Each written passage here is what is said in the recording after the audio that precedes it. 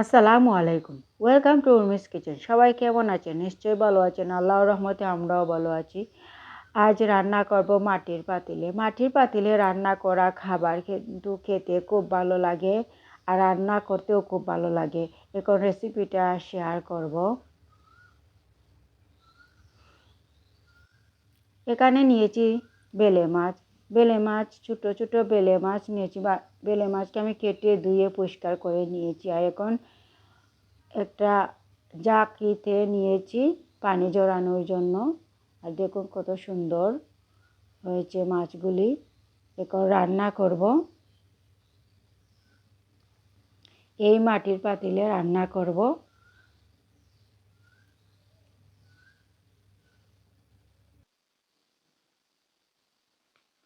এখানে দিয়েছি প্রথমে পেঁয়াজ, হাতে মেখে রান্না করব।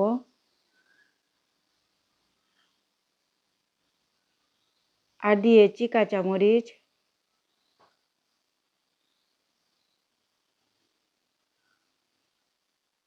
এখানে দিয়েছি লবণ, 1 চামচ মরিচের গুঁড়া, 1 চামচ হলুদের গুঁড়া, 1 চামচ ধনিয়ার গুঁড়া, একটু পাঁচফোড়ন দিয়েছি।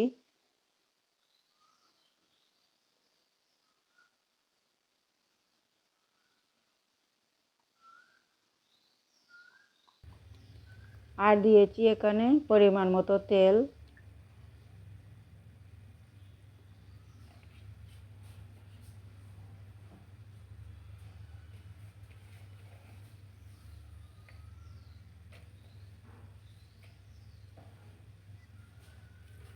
এখন হাত দিয়ে ভালো করে মেখে নিব এই মশলাগুলোকে।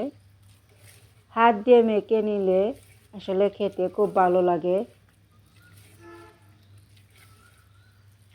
এভাবে হাত দিয়ে ভালো করে মেখে নিচ্ছি।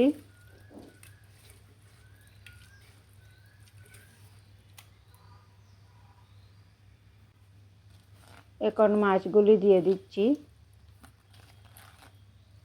এই মাছটা আসলে খেতেও খুব মজা হয়।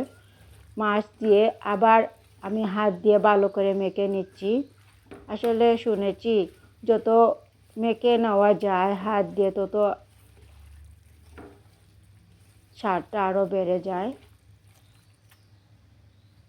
আমার মেখে নেওয়া হয়ে গিয়েছে। আর এখানে দিয়েছি ধনিয়ার পাতা।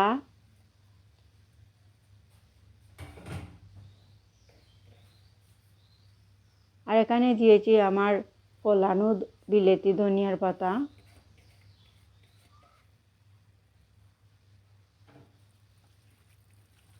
এখন আবার মেখে নিচ্ছি।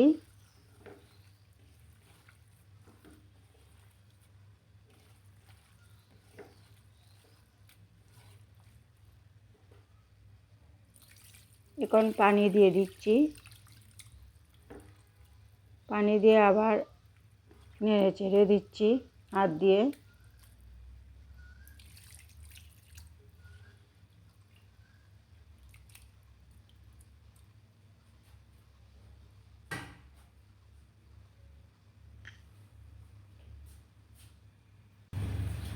এখন ঢাকনা লাগিয়ে চুলার আগুন জ্বালিয়ে দিব।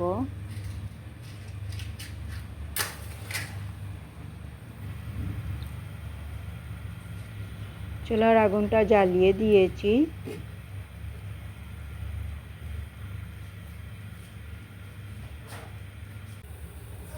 বেশ কিছু সময় রান্না করার পর দেখুন বলক ওঠা শুরু হয়েছে। আর মাটির পাতিলে একটু হতে টাইম লাগে। এখন ঢাকনা লাগিয়ে আরও কিছুক্ষণ রান্না করব। দেখুন আরও কিছুক্ষণ রান্না করার পর দেখুন আস্তে আস্তে পানিটা শুকিয়ে যাচ্ছে।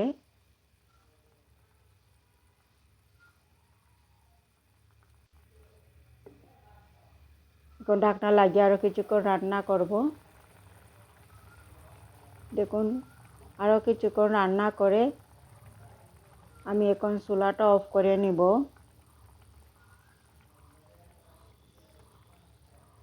আমি চুলাটা অফ করে নিয়েছি।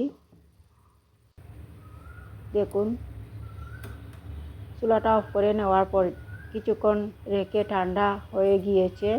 এখন দেখুন তরকারি কালারটা কত সুন্দর হয়েছে, কত মজাদার হয়েছে। এরকম ছোটো মাছ খেতে কিন্তু খুব ভালো লাগে। সবাই ভালো থাকবেন। আল্লাহ হাফিজ।